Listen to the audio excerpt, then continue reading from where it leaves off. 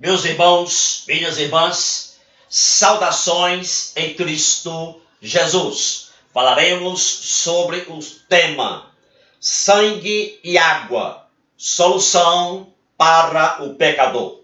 João 19:31 diz a Bíblia: os judeus, para que no sábado não ficassem os corpos na cruz, visto que era a preparação, pois era grande o dia daquele sábado, rogaram a Pilatos que se lhes quebrassem as pernas e fossem tirados.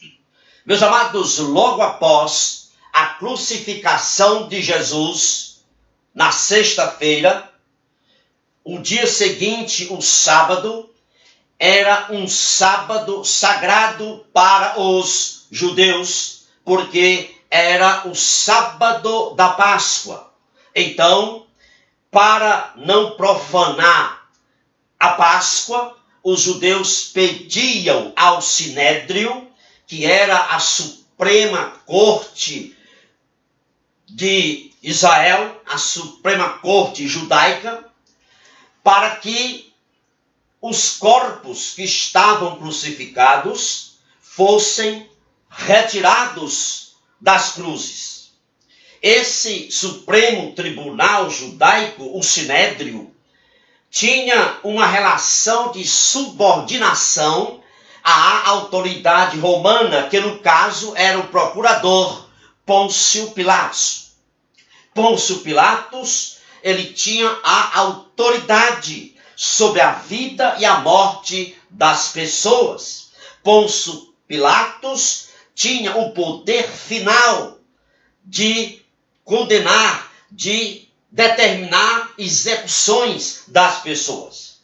O método de terminar uma crucificação era por crucifratura, ou seja, quebrar as pernas daqueles que estavam ali crucificados. Então Pilatos tinha esse poder, essa autoridade de dizer sim ou não a esse método crucificatura. Portanto, quebrar as pernas dos crucificados, por quê? Porque ao quebrar as pernas daqueles que estavam ali crucificados, as pernas quebradas, elas não tinham mais poder de sustentar o peso do corpo da vítima. E aí o diafragma da vítima se comprimia, se contraía, e o ar que deveria ser expelido pela vítima não podia mais ser expelido. E aí a vítima morria por asfixia dentro de poucos minutos. Mas então Pilatos autorizou que fosse quebradas as pernas daqueles que estavam crucificados, que era Jesus e os dois ladrões. Os soldados romanos, a mando de Pilatos, foram até o Calvário, quebraram as pernas dos dois ladrões, porém não quebraram as pernas de Jesus. Mas isso não foi ao acaso. Há 1000 anos antes da crucificação, a Bíblia já havia profetizado no Salmo 34:20 que nenhum dos ossos de Jesus seriam quebrados. Portanto, quando os soldados chegaram lá, eles notaram que Jesus já estava morto. Os dois não, eles tiveram que quebrar as pernas dos dois ladrões. Mas para ter a certeza que Jesus já estava morto, um dos soldados pegou a sua lança e perfurou o lado de Jesus entre a 5ª e a 6ª costela, nesse espaço, e atingindo, portanto, o pericárdio de Jesus. O pericárdio é uma bolsa que envolve o coração. Nessa bolsa tem sangue e tem um líquido seroso que predominantemente é composto de água. E a Bíblia diz em João 19:34 que quando o soldado perfurou o pericárdio de Jesus, saiu sangue e água. Não saiu sangue misturado com água, Mas João é enfático. Saiu sangue e depois água. Meus amados, aqui tem uma lição teológica para esses dois elementos, sangue e água.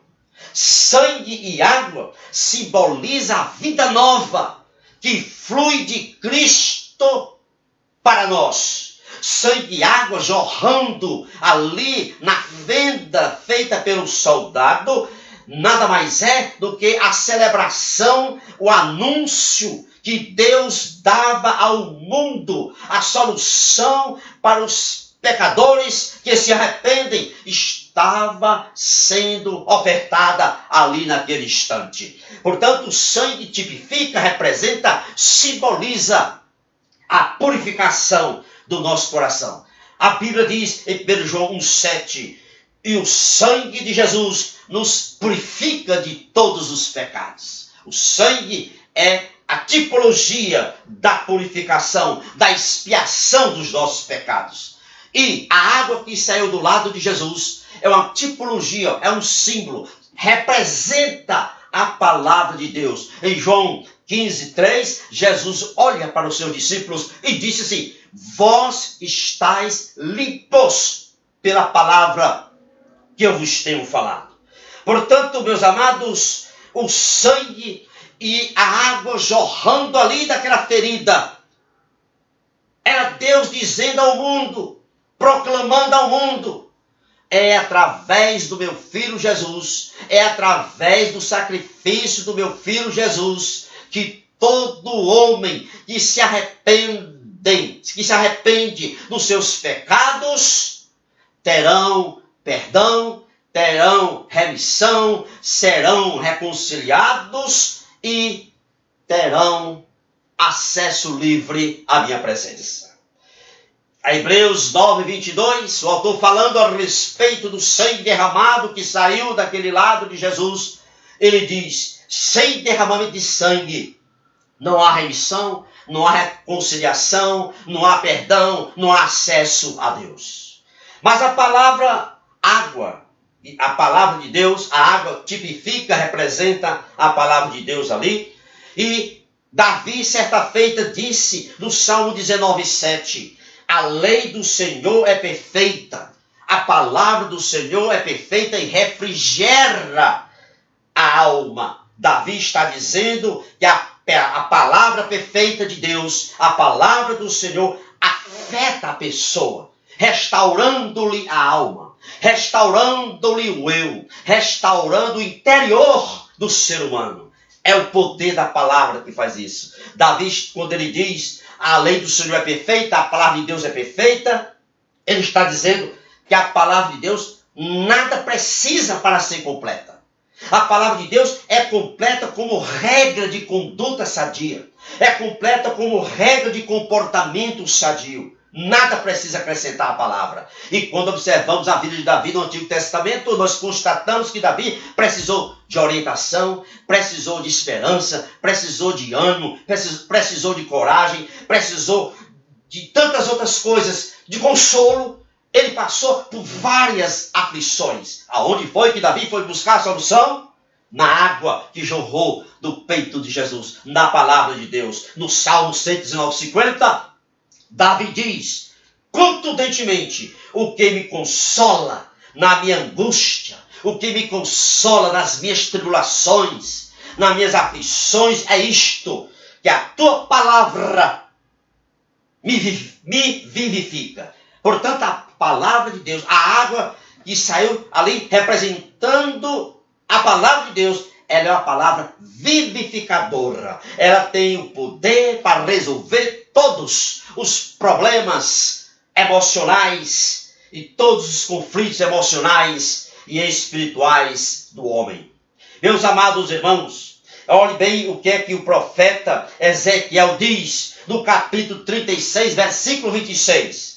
E dar-vos-ei um coração novo, e porei dentro de vós um espírito novo, e tirarei de vós o coração de pedra, e colocarei um coração de carne. Aqui descreve o poder da água, que representa a palavra de Deus. O poder transformador da palavra de Deus, independentemente da pessoa ser rico ou pobre, ser sábio ou indouto, independentemente da raça, da cor, da etnia.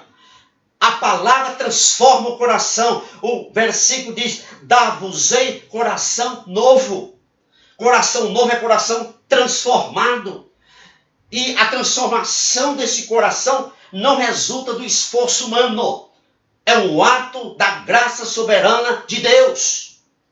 E esse coração novo que só a palavra faz, só a palavra limpa, ele dá uma nova disposição interior ao homem. Ele dá um novo modo de pensar, uma nova alegria, um novo ânimo, uma nova motivação. Ele dá à pessoa uma nova esperança.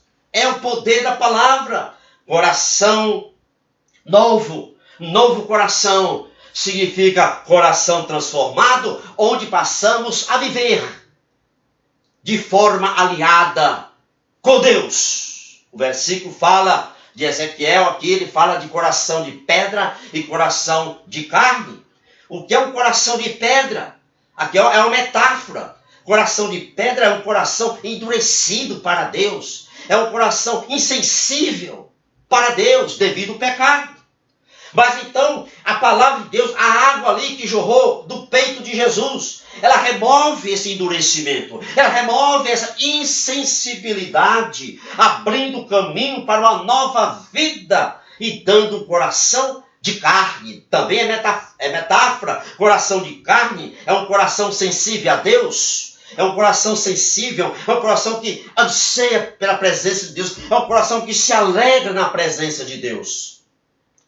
O coração de carne, como diz aqui, significa ter uma nova identidade, que resulta num relacionamento vivo e real com Deus. É isso que a água que jorrou ao lado de Jesus faz.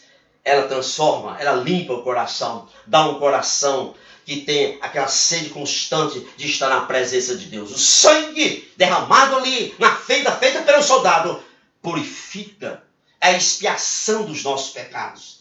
E a água, a palavra de Deus, ela representa aquilo que limpa a nossa alma, restaura a nossa alma, nos dá um novo coração. Louvado seja Deus, e que a potente mão do Deus vivo esteja sobre você, sobre o seu ministério e sobre a sua família.